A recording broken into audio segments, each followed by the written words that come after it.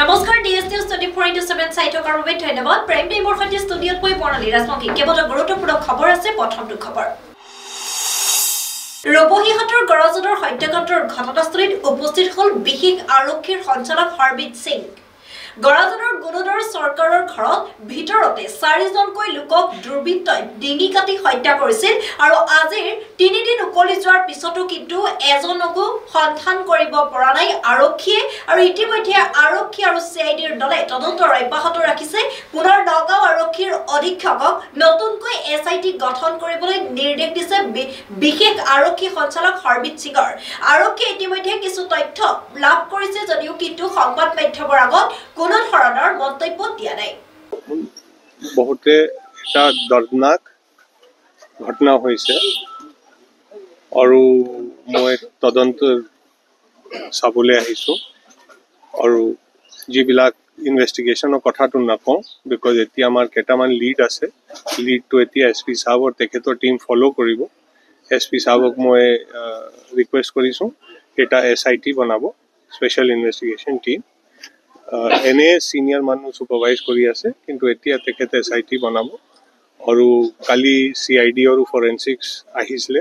এতিয়া ইয়াৰ পৰা যিমান প্ৰমাণ আছে লৈ গৈছে। এতিয়া লেব ৰিপৰ্ট আহিব, ফৰেনচিক্সৰ ৰিপৰ্ট আহিব, ফিংগাৰপ্ৰিণ্টৰ ৰিপৰ্ট আহিব। তাৰ পৰা আমি যিটো আমাৰ সন্দেহ আছে বা আমাৰ মনত কথা আছে সেইটো ওলাব। চ' যেনেকৈ মই কৈছোঁ, এইটো বহুত দৰ্দনাক ঘটনা। এইটো সমাজত হ'ব নালাগে, কিন্তু কিবা কাৰণে হৈছে। এতিয়া কি হৈছে কি নাই এইটো গোটেই তদন্তত কথাটো ওলাব। ভয়ংকৰ অগ্নিকাণ্ড, নিমিষতে জুইত ভস্মীভূত হ'ল 10টাকৈ বাসগৃহ। পশ্চিমবংগৰ কলকাতাত উল্টাডাঙা অঞ্চলত অগ্নিকাণ্ড সংঘটিত হৈছে। অগ্নিকাণ্ডত জাহ গৈছে 10টাকৈ অধিক বাসগৃহৰ। ৰেল লাইনৰ কাষত বস্তি অঞ্চলৰ এটা বাসগৃহৰ পৰা সূত্ৰপাত হৈছে জুই আৰু অগ্নি নিৰ্বাপক বাহিনীৰ 6খন বাহনে নিৰ্বাপন কৰিবলৈ সক্ষম হৈছে জুই। আম আদমি পাৰ্টিৰ বিশ্বনাথ জিলাৰ সভাপতি অপহৰণ, দলবিৰোধী কাৰ্যকলাপত লিপ্ত থকাৰ অভিযোগত অপহৰণ কৰা হৈছে। আপুৰ বিশ্বনাথ জিলাৰ সভাপতি মেহুৱেল বসুমতাৰীক অপহৰণ কৰা হৈছে। বিহালীত দলীয় প্ৰাৰ্থীক সহযোগ কৰাৰ নাছিল বসুমতাৰী আৰু ৰাজ্যিক সভাপতি মনোজ ধানোৱাৰেও প্ৰেৰণ কৰিছিল চকজ নটিছৰ উত্তৰ দিয়া নাছিল মেহুৱেল বসুমতাৰী আৰু সেইবাবে তৎকালীনভাৱে অনন্ত গগৈকো ভাৰপ্ৰাপ্ত সভাপতি হিচাপে দায়িত্ব অৰ্পণ কৰা হৈছে। আন এক খবৰ, দিল্লীত বায়ু প্ৰদূষণৰ অৱস্থা উদ্বেগজনক পৰ্যায়ত উপনীত হৈছে। 22 দিন ধৰি বায়ুৰ গুণাগুণ সূচক অতি বিপদজনক শ্ৰেণীত। ৰাজধানীখনৰ বিভিন্ন অঞ্চলত AQI উচ্চ পৰ্যায়ত আছে, যাৰ ফলত জনস্বাস্থ্য গভীৰ প্ৰভাৱৰ পৰা আশংকা কৰিছে। ৰাজ্যখনৰ 38টা নিৰীক্ষণ কেন্দ্ৰৰ ভিতৰত 9টাকৈ কেন্দ্ৰত AQI 450ৰ ওপৰত ৰেকৰ্ড কৰা হৈছে।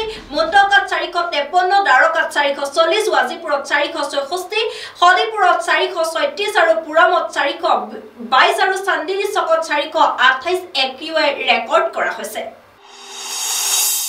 আৰু আনফালে যোৰহাটৰ মালৌ পথাৰত শ্ৰী শ্ৰী অন্তভোজদেৱৰ পুণ্যতীৰ্থ ঐতিহাসিক বৰভেটিৰ 257 সংখ্যক ন লগোৱা উৎসৱ আড়ম্বৰপূৰ্ণভাৱে অনুষ্ঠিত কৰা হৈছে। যোৰহাটৰ নগৰৰ পৰা প্ৰায় 12 কিলোমিটাৰ নাতি দূৰলৈ ঐতিহাসিক মালৌ পথাৰত অৱস্থিত পবিত্ৰ তীৰ্থভূমিত কেইবাহাজাৰ লোকে সমূহীয়া ন লগোৱা পৰ্বত অংশগ্ৰহণ কৰে। জাতি বৰ্ণ নিৰ্বিশেষে সকলো লোক আহে এই বৰভেটিলৈ। এই ন লগোৱা উৎসৱত সকলো ভক্ত ৰাইজে ধূপ দীপ নৈবেদ্যৰে বন্তি জ্বলাই কুশল আৰু মংগল কামনা কৰে। আজি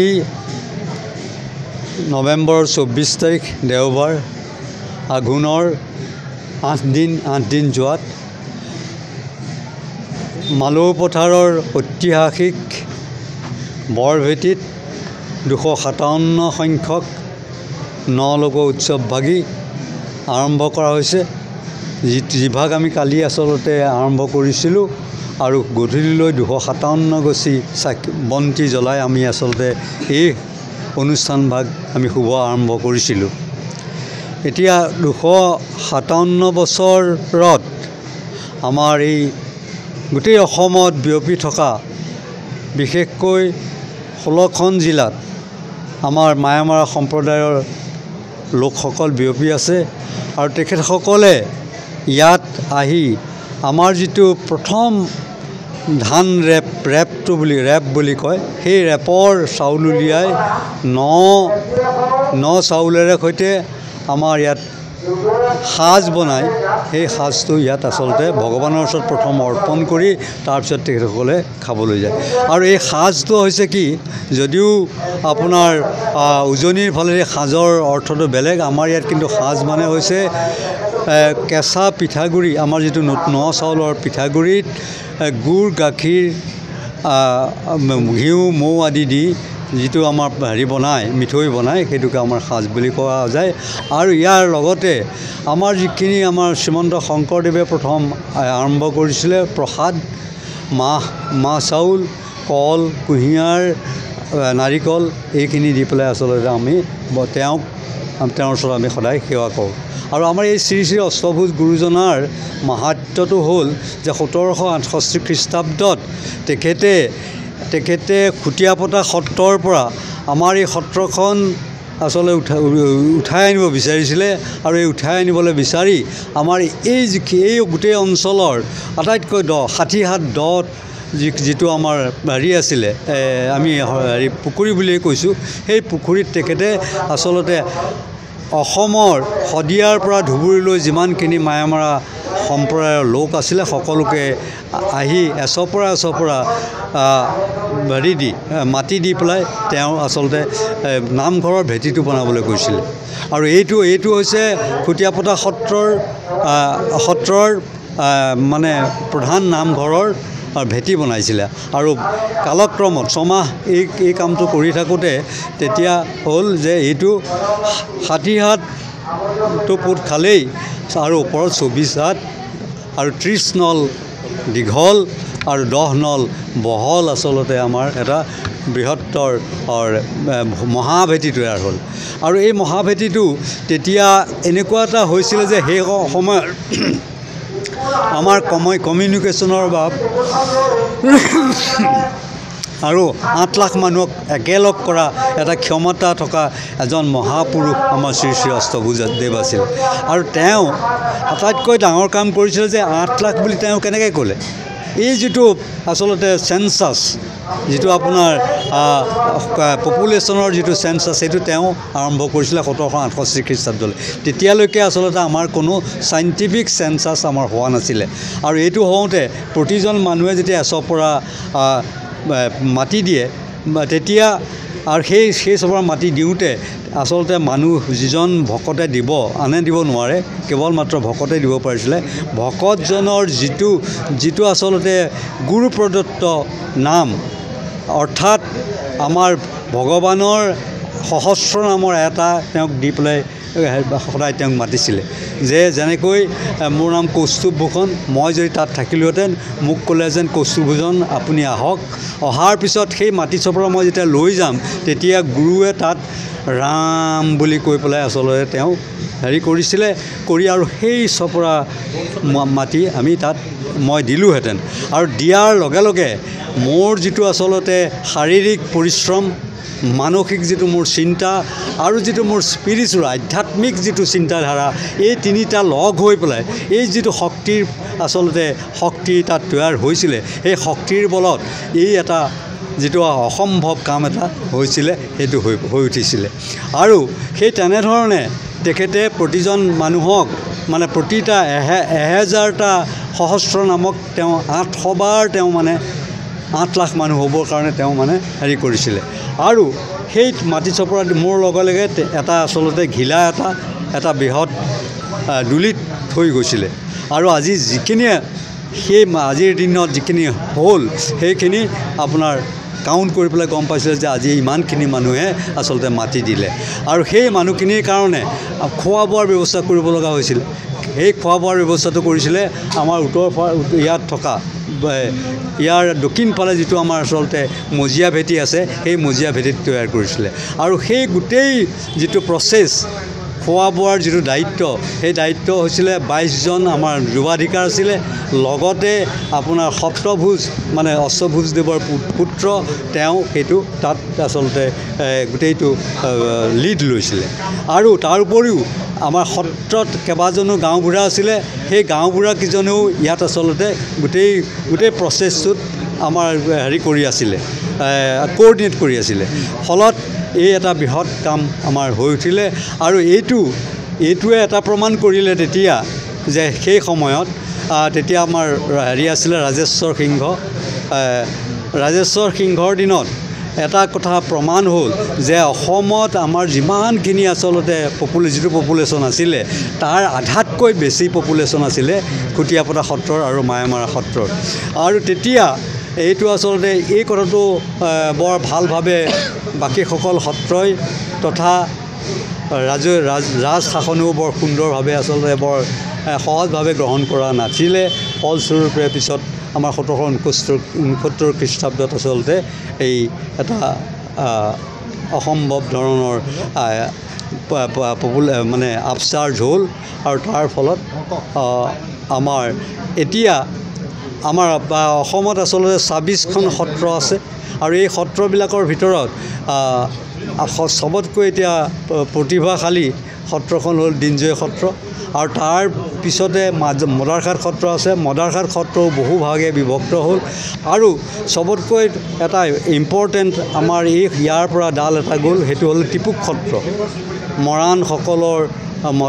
মৰাণসকলৰ যিজন মানে হেৰি কৃষ্ণ ভোজ তেখেতে তাত প্ৰতিষ্ঠা কৰিলে আৰু সেই তাতেই এতিয়া তেওঁলোকে আচলতে এই আমাৰ এই যিটো মায়ামৰা বিশ্বাস যিটো মায়ামৰা আচলতে আমাৰ ধৰ্ম সেইটো তেখেতসকলে পালন কৰি আছে আৰু এই তেখেতসকলৰো বহুখন এতিয়া সত্ৰ হ'ল আৰু সেই মৰাণসকল এতিয়া আটাইতকৈ প্ৰতিপত্তিশালী মানে এটা গোট আৰু তাৰ উপৰিও আমাৰ ইয়াত আটাইতকৈ ডাঙৰ কথাটো হ'ল যে ইয়াত কোনো জাত পাতৰ হেৰি নাছিলে আমাৰ ইয়াত ব্ৰাহ্মণো আছে কলিতাও আছে শূদ্ৰও আছে আমাৰ হেৰিও আছে সকলো ইয়াত আছে আৰু সেইসকলে আচলতে আমাক হেৰি কৰিছে এই আমাৰ এই গোটেই সমাজখন আমাৰ ধৰি আছে আৰু আজি আমাৰ ইয়াত এটা চবতকৈ আনন্দৰ কথা যে সকলো আহি ইয়াত আচলতে তেওঁলোকে নলগোৱা হেৰিটো কৰিবলৈ আহিছে আমাৰ ধন্যবাদ আজি লাচিত দিৱস অন্যান্য প্ৰান্তৰ লগতে শিৱসাগৰতো পুৱাৰে পৰা ভিন্ন কাৰ্যসূচীৰে উদযাপন কৰা হৈছে বীৰ লাচিত দিৱস মহাবীৰ লাচিত বৰফুকনৰ 402 সংখ্যক জন্ম জয়ন্তীৰ তথা লাচিত দিৱসৰ লগত সংগতি ৰাখি শিৱসাগৰৰ ৰংপুৰ আঞ্চলিক প্ৰাচীন কীৰ্তিচিহ্ন সংৰক্ষণ সমিতিয়ে পুৱাৰে চহৰখনত লাচিত উদ্যানত বন্তি প্ৰজ্বলন কৰিছে মহাবীৰ লাচিত বৰফুকনৰ প্ৰতিমূৰ্তিত মাল্যাৰ্পণ তথা বন্তি প্ৰজ্বলন কৰি শ্ৰদ্ধাঞ্জলি জ্ঞাপন কৰা হয় ইয়াৰ উপৰিও টাই আহোমসকলৰ পুৰাতন নিয়মেৰে বানফি পূজা কৰি স্মৰণ কৰা হয় বীৰজনাৰ বীৰত্ব আৰু দেশপ্ৰেম গাথা আঞ্চলিক সমিতিৰ সভাপতি ডাঙৰীয়াই আমাৰ উদ্দেশ্য সম্পৰ্কে আপোনালোকক ব্যাখ্যা কৰিছে আমাৰ শিৱসাগৰ প্ৰাচীন কীৰ্তিচিহ্ন সংৰক্ষণ সমিতি উদ্যোগত তেখেতলোকে ইয়াত আঞ্চলিক সমিতি যিখন গঠন কৰিলে এইখন এখন আমাৰ আচলতে জিলাখনৰ কাৰণে এটা আমাৰ আচল জেগা হ'ব এইডোখৰ আৰু তেখেতলোকে যিখিনি আগবাঢ়ি আহিছে গঠন কৰি আৰু আমাৰ যিটো সংৰক্ষণ সমিতিৰ যিটো আমাৰ হেৰি আছে গোটেই আমাৰ স্বগদেউসকলে যিখিনি আমাৰ অৱদান দি থৈ গ'ল সেইখিনি যাতে আমি সংৰক্ষণ কৰি পাওঁ তাৰ কাৰণে আমি অহোপুৰুষাৰ্থ কৰি আহিছোঁ আমাৰ প্ৰতিষ্ঠাপকসকলে এই ক্ষেত্ৰত আমাক এটা দায়িত্ব দি থৈ গৈছে আৰু আমি ইতিমধ্যে দেখিছোঁ যে শিৱসাগৰ জিলাৰ প্ৰাচীন কীৰ্তিচিহ্ন সংৰক্ষণ সমিতি অৱহেলিত হৈ আছে আজি অলপ দিনতে আমাৰ সম্পাদক ডাঙৰীয়া আপোনালোকক দেখিছে ডিচিক আমি হেৰি দিছোঁ স্মাৰকপত্ৰ দিছোঁ ইতিমধ্যে আমাৰ দৌল দেৱালসমূহ গছ গছনি আজি ফাটিবলৈ ধৰিছে আৰু সকলো ক্ষেত্ৰত আমি ইপিনে আগবাঢ়ি গৈছোঁ যে আমি এইখিনি কেনেকৈ সংৰক্ষণ কৰিব পাৰোঁ তাৰ কাৰণে আমি ব্ৰতী হৈছোঁ আৰু আমি আজি আচলতে এই দিৱসটো আমাৰ আচলতে মূল দিৱস আজি যাৰ কাৰণে শক্তি সঞ্চয় আমি শক্তি পাইছোঁ যাক স্মৰণ কৰি আমি আজি আমাৰ তেজৰ যিটো আমি বল আমি অসমীয়া জাতি বুলি ক'বলৈ গৌৰৱ অনুভৱ কৰোঁ যিটো আমি আহোম কমিউনিটিয়ে আমাৰ যিটো এক জাতি কৰিছিলে 7 জাতি মাৰি সেই আমি সেইজন মহান পুৰুষক আজি মহান বীৰক আজি আমাৰ অসমৰ লগতে ভাৰতবৰ্ষৰ লগতে পৃথিৱীৰ সকলোৱে তেখেতৰ আদৰ্শ আজি গ্ৰহণ কৰিছে। তেখেতে কেনেকৈ সকলোকে লগ লগাই জাতি ৰক্ষা কৰিবলৈ এটা মহান আমাক বাণী দি থৈ গৈছে, আদৰ্শ দি থৈ গৈছে। গতিকে আমি তেখেতৰ দিনটোত আজি সকলো সমবেত হৈ আমাৰ দেখিছে ইয়াত সকলো লগ লাগিছোঁ। আমি লগ লাগি আমি কেনেকৈ আমাৰ তেখেতৰ দি থৈ যোৱা অৱদানসমূহ আমি সংৰক্ষণ কৰি এটা আমি অসমীয়া জাতি পৃথিৱীৰ ভিতৰত কেনেকৈ সুস্থ সবল কৰি ৰাখিব পাৰোঁ তাৰ কাৰণে উপকাপ্ত কৰিবৰ কাৰণে আমাৰ কীৰ্তিচিহ্ন সমিতিয়ে যত্ন কৰি যাব। ধন্যবাদ। আনফালে বিজেপি দলৰ প্ৰাৰ্থী দিগন্ত খাটুৱাৰ জয়ৰ পিছতে বিহালীত জোনাবাৰীত বিজেপি দলৰ সমৰ্থকসকলৰ মাজত মিঠাই বিতৰণ আৰু আনন্দ উল্লাস দেখিবলৈ পোৱা গৈছে। মানে কি আমাৰ বিহালীতো আৰু বেলেগ একো নাই, দিগন্তৰ জিকিব।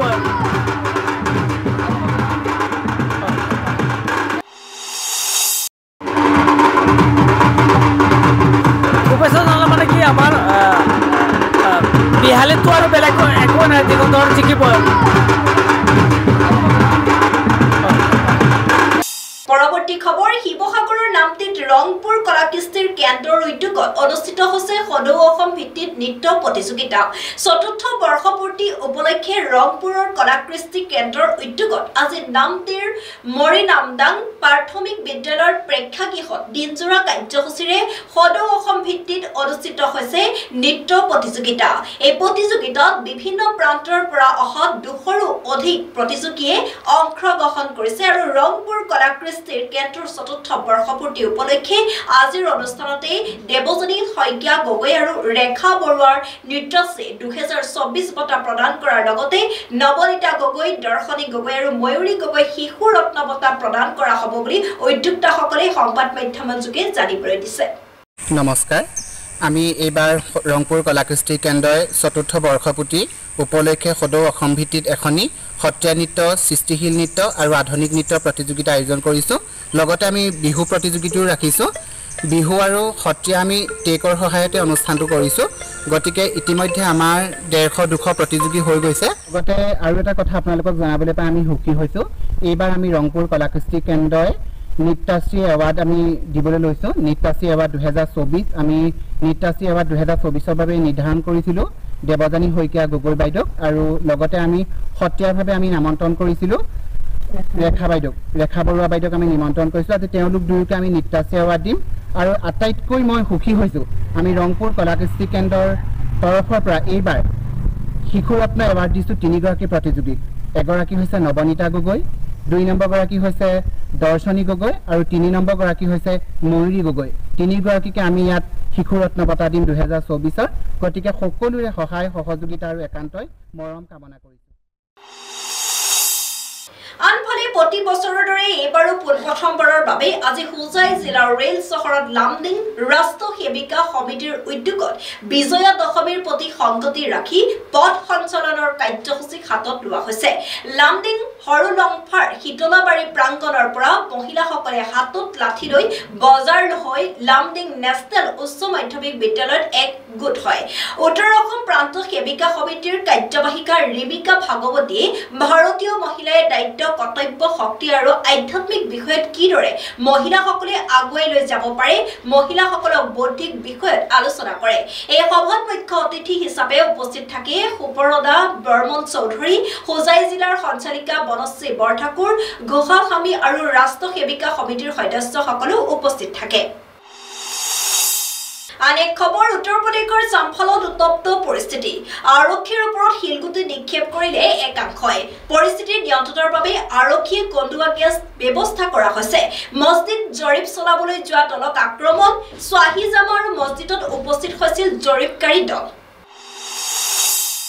টিম ইণ্ডিয়াৰ বাওঁপন্থীয় অপেনাৰ যশস্বী জয়ছোৱালে পাৰ্থৰ অপ্টা ষ্টেডিয়ামত ভাৰতৰ অষ্ট্ৰেলিয়াৰ মাজত অনুষ্ঠিত হোৱা প্ৰথমখন টেষ্টত ঐতিহাসিক শতক অৰ্জন কৰে। প্ৰায় ৪৭ বছৰীয়া ব্যৰ্থতাৰে অৱসান ঘটাই জয়ছোৱালে অষ্ট্ৰেলিয়াত অনুষ্ঠিত বৰ্ডাৰ গাভাস্কাৰ ট্ৰফিৰ প্ৰথমখন ষ্টেটত এই শতক অৰ্জন কৰিবলৈ সক্ষম হৈছে। তদুপৰি এই অভিলেখ অৰ্জনকাৰী ভাৰতৰ তৃতীয়গৰাকী বেটছমেনত পৰিণত হয় যশস্বী জয়ছোৱাল। আনফালে মহাৰাষ্ট্ৰৰ বিধানসভা নিৰ্বাচনৰ ফলাফলে দেশৰ ৰাজনীতিত ব্যাপক প্ৰতিক্ৰিয়াৰ সৃষ্টি কৰিছে। মহাৰাষ্ট্ৰৰ মহাজ্যোতিৰ সুনামিয়ে হতবাক কৰিছে সকলোকে। এই ফলাফলে শিৱসেনাৰ মুৰব্বী উদ্ধৱ ঠাকৰেকো হতবাক কৰি তুলিছে, কিয়নো 60 বছৰত প্ৰথমবাৰৰ বাবে কিন্তু বিৰোধীৰ শূন্য হ'ব মহাৰাষ্ট্ৰ বিধানসভা।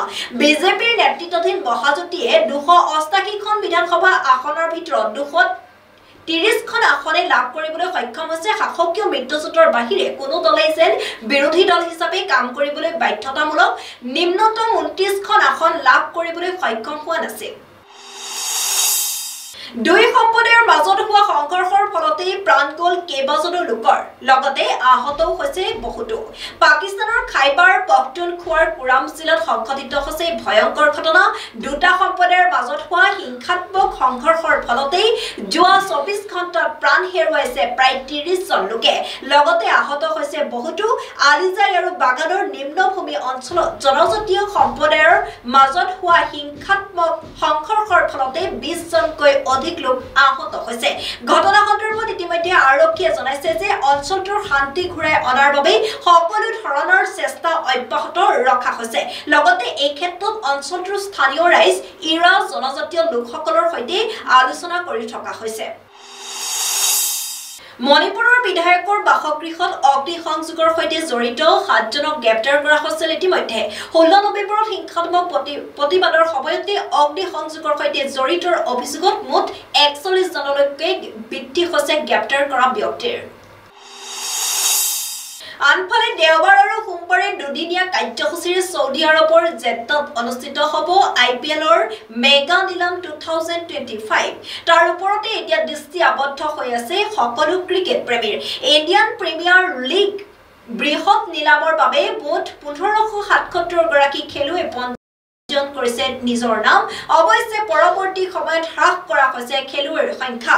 বৰ্তমান পঞ্জীয়নকৃত খেলুৱৈৰ সংখ্যা হৈছে 577 গৰাকী, যাৰ ভিতৰত আছে 367 গৰাকী ভাৰতীয় আৰু 210 গৰাকী বিদেশী খেলুৱৈ।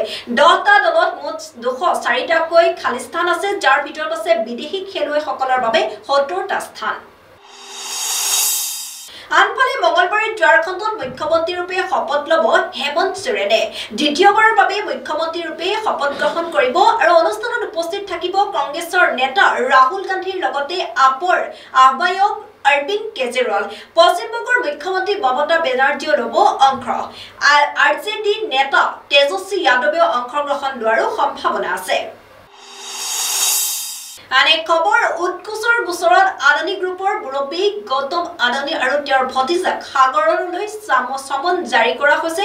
নিউয়ৰ্কৰ আদালতৰ জৰিয়তে প্ৰেৰণ কৰা হৈছে সমন অনুসৰি আমেৰিকাৰ ষ্টক মাৰ্কেট নিয়ন্ত্ৰণক ছিকিউৰিটিজ এণ্ড এক্সচেঞ্জ কমিছনে উত্থাপন কৰা উৎকোচৰ অভিযোগৰ সঁহাৰি 21 দিনৰ ভিতৰত ষ্টক মাৰ্কেট নিয়ন্ত্ৰণলৈ প্ৰেৰণ কৰিব লাগিব। যোৱা 21 নৱেম্বৰত আহমেদাবাদৰ দুইজনৰ ঘৰলৈ প্ৰেৰণ কৰা হৈছিল সমন।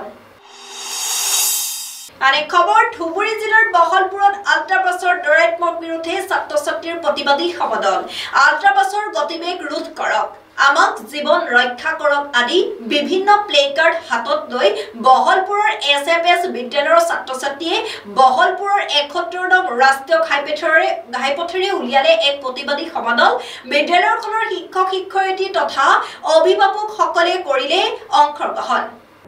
মোৰ মতে এই যে পৰিস্থিতি যোৱাকালি হ'ল ভয়ংকৰ এক্সিডেণ্ট, তাৰ মূল কাৰণ হৈছে আপোনাৰ স্পীড, যোনটো অভাৰ স্পীডিং হয় বাছৰ। এনে নৰ্মেলি আসাম গভৰ্ণমেণ্টৰ ক্ষেত্ৰত 80 km/h হাইৱেত, নেশ্যনেল হাইৱেত মানে কাৰ বাছবোৰে মুভ কৰিব পাৰে। বাট যোৱাকালি যোনটো ঘটনা হৈছিল তাতে 120 km/h স্পীড আছিল। এণ্ড এইটো ডাইৰেক্টলি আমাৰ আসাম গভৰ্ণমেণ্টক ভায়লেণ্ট কৰা হয়। সেইবাবে মই গভৰ্ণমেণ্টক এটাই অনুৰোধ জনাম, যাতে যেনেকৈ তেওঁলোকে বাইকৰ ক্ষেত্ৰত এটা ৰুল বনালে, কাৰৰ ক্ষেত্ৰত এটা ৰুল আছে, সেইবাবে বাছৰ ক্ষেত্ৰত যাতে ৰুল হওক, যাতে আমি সকলোৱে মানে আপোনাৰ এটা সুপৰিৱেশ পাওঁ। সেয়াই আৰু বহুত ধৰণৰ sir we prayed for him so' that he rest in peace, he get a positive vibe we can create in our environment. That is why we create this. আমি আজি ছান নাছিদ আৰু তেওঁৰ কন্যাৰ প্ৰতি সহযোগিতা আৰু শ্ৰদ্ধাঞ্জলি জনাইছোঁ। তাৰ বাবে এই ৰেলীটো কৰা হ'ল আৰু আমাৰ শ্লোগান হৈছে অভাৰ স্পীড ৰখক। আৰু বঙাইগাঁও আৰু ধুবুৰী ডিষ্ট্ৰিক্টৰ যোনটো মানে NDA পৰিবহণ বিভাগ তেওঁলোকক আমি শুধৰাবলৈ তেওঁলোকৰ road construction and other constructive parts so that can develop it and we can be in a peaceful environment. Thank you. আনফালে নেতানিয়াহুক গ্ৰেপ্তাৰ কৰাৰ হুংকাৰ ইউকেৰ আৰু কানাডাৰ ICCৰ গ্ৰেপ্তাৰী পৰৱানা মানি চলিব ইউকে কানাডাই বিপদ পাহিছে এতিয়া ইজৰাইলৰ প্ৰধানমন্ত্ৰী বেঞ্জামিন নেতানিয়াহুৰ ইফালে গ্ৰেপ্তাৰৰ ভয়ত ইজৰাইল এৰি পলায়নো কৰিব নোৱাৰিব নেতানিয়াহে নিৰাপত্তা বিচাৰি লাখ লাখ হিন্দুৰ উত্তাল প্ৰতিবাদ বাংলাদেশক হিন্দুৰ ওপৰত হোৱা নিৰ্যাতনৰ বিৰোধিতা লাখ লাখ হিন্দুৰ জয় শ্ৰীৰাম হৰ হৰ মহাদেৱ ধ্বনিৰে সাব্যস্ত কৰিলে প্ৰতিবাদ সময় হোৱাৰ লগে লগে প্ৰাইম টাইম বুলেটিনৰ পৰা মই বৰ্ণালী ৰাজবংশীয়ে বিদায় লৈছো ধন্যবাদ